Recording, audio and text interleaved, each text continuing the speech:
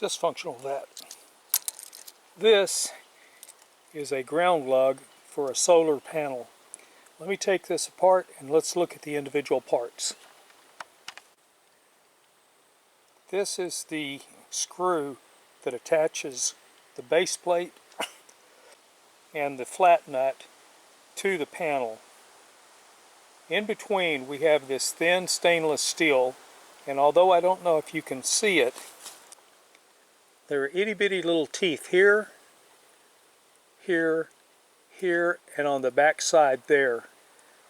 When you fasten these two pieces together like so, these bite into the aluminum here and into the aluminum of your panel to help create a good bond to it.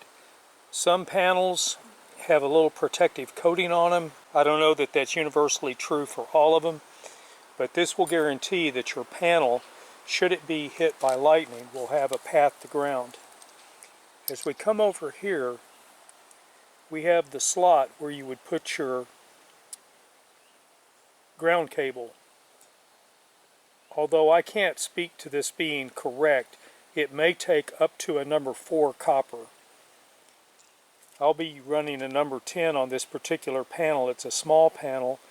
It is an actual articulating panel, which means that it moves, so I can adjust it out when I want sunlight, and I can fold it in during storms.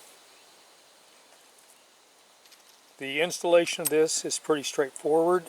The diameter of this will fit through every single solar panel that I have, the slots on the side for rail mounting, and so that's a good thing. So the way this goes, you have this piece right here, this piece on top, this piece underneath, and then this piece right here, and it screws together. If I can get it to screw together. How about if I set the pencil down? There we go.